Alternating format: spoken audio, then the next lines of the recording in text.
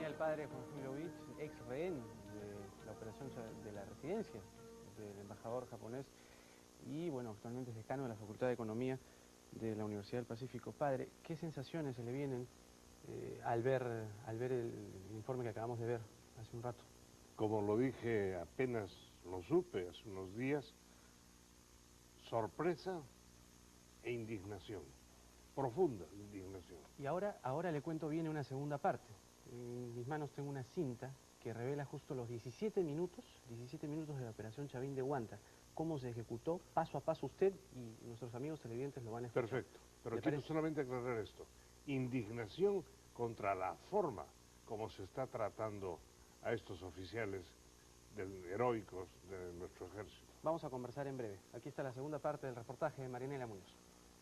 Los 4 meses que duró la toma de la residencia, 72 rehenes entre políticos, policías, generales de las Fuerzas Armadas, jueces, empresarios, diplomáticos y extranjeros estuvieron capturados y amenazados de muerte por un comando suicida de 14 MRTistas, al mando de Néstor Serpa Cartolini y Rolly Rojas Fernández, alias El Árabe.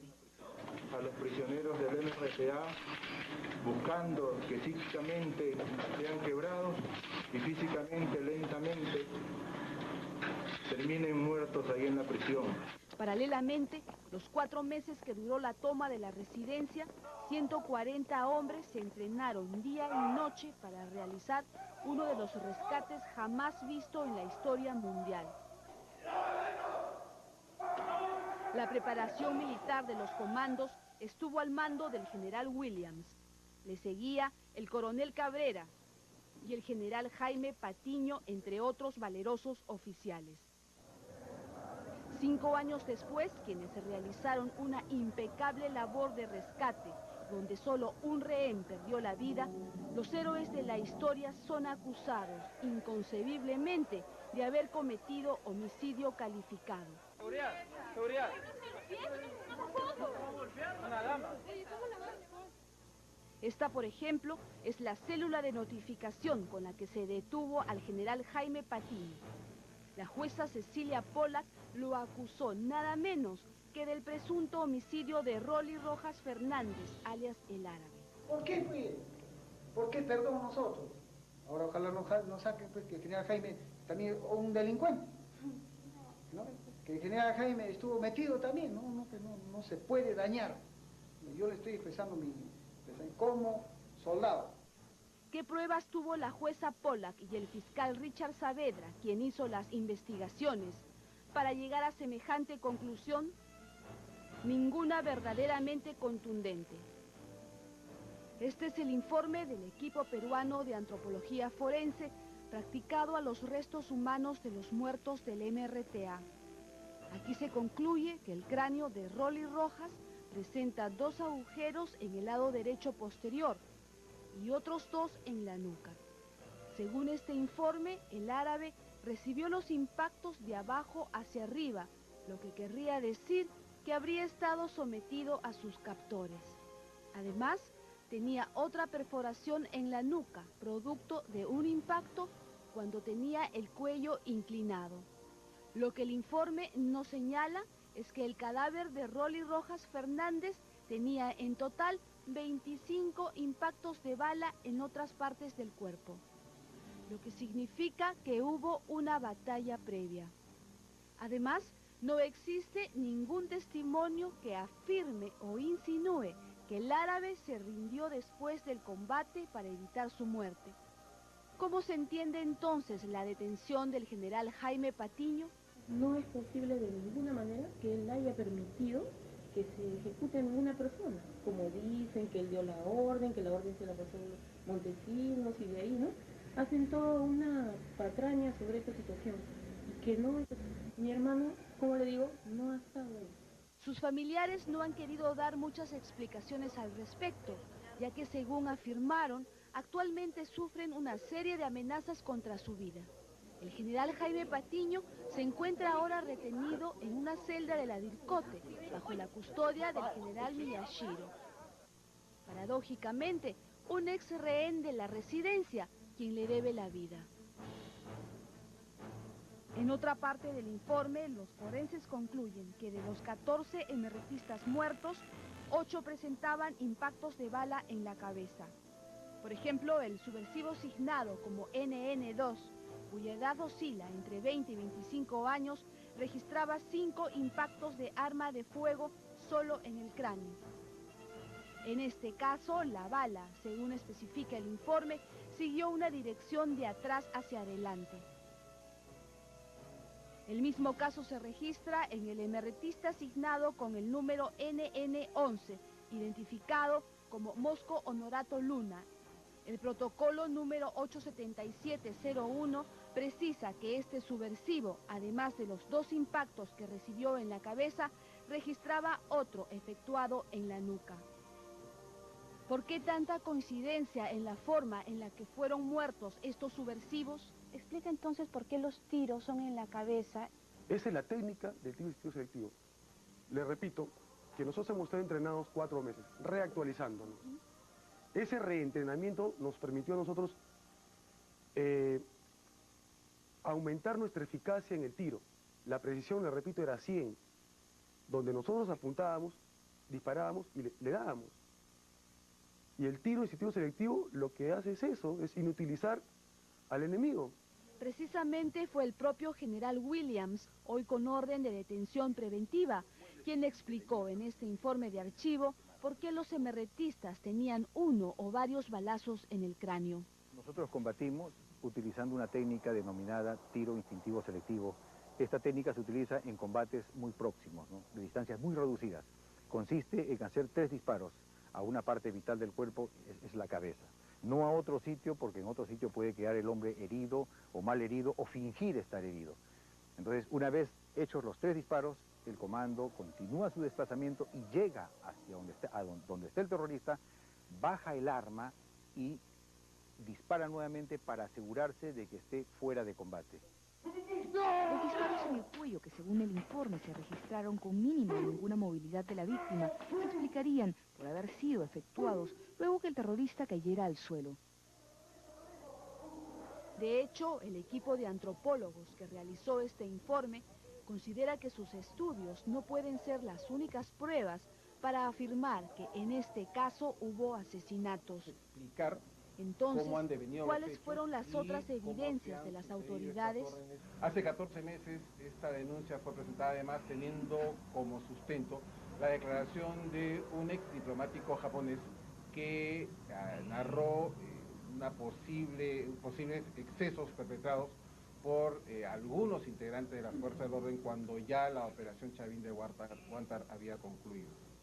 Como ya es conocido, el ex rehén Hidetaka Aogura sostuvo que él vio con vida al emerretista Eduardo Cruz Sánchez, alias Tito, quien luego fue encontrado muerto de un solo balazo en la cabeza. Ahora, según información confidencial a la que hemos tenido acceso, 2 policías afirmaron a las autoridades recientemente que Tito sí había logrado escapar de los comandos por uno de los túneles por donde huyó camuflado entre algunos rehenes.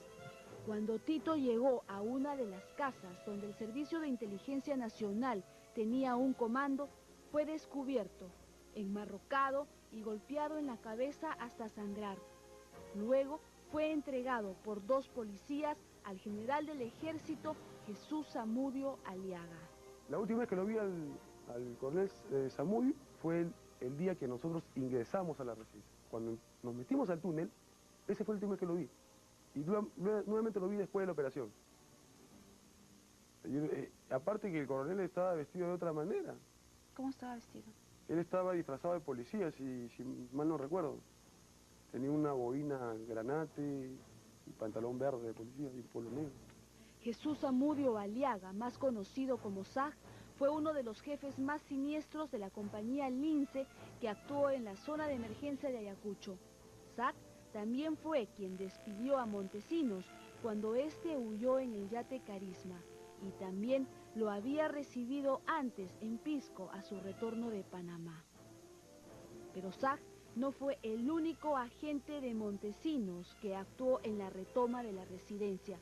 existe la posibilidad No, yo de que creo Guamán, que no porque existe Guamán nada. Azcurra está en las imágenes, de que él hubiera estado con otra gente, con objetivos muy diferentes a los suyos. Mire, ve, y yo no tengo que tapar a nadie. Yo soy soldado. Yo soy soldado del ejército, soy comando. Y estoy entrenado para este tipo de operaciones. Respetando la vida, respetando los derechos humanos. Aunque el comandante Miranda no recuerda haber visto a Roberto Guamán, lo cierto es que las cámaras lo filmaron en esta escalera en más de una ocasión.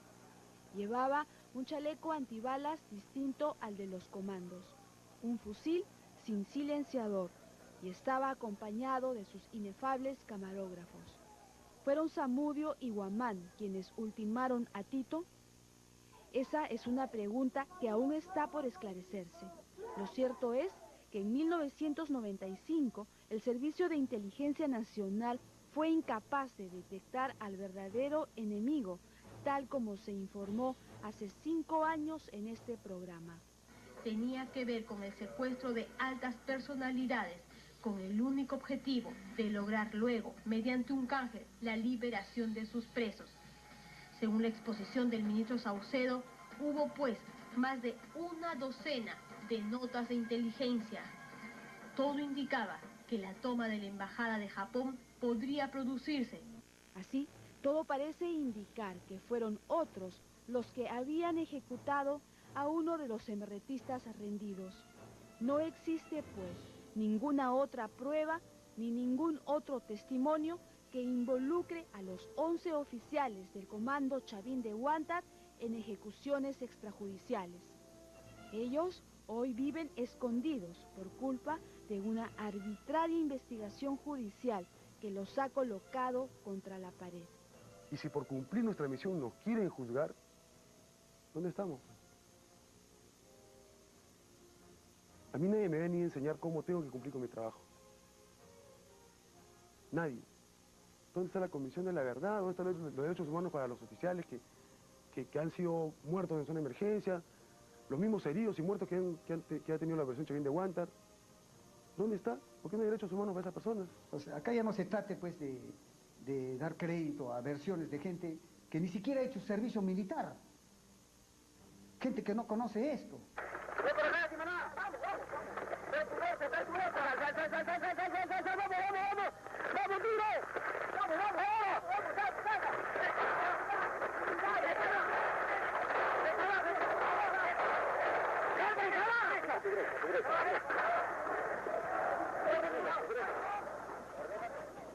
Fueron 15 minutos de intenso combate.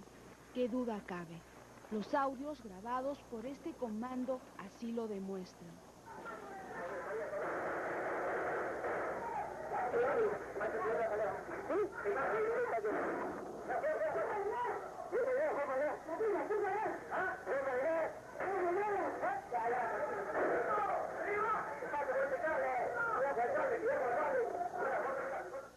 Entonces, ¿por qué las autoridades se ensañan con 11 oficiales que solo cumplieron con su deber?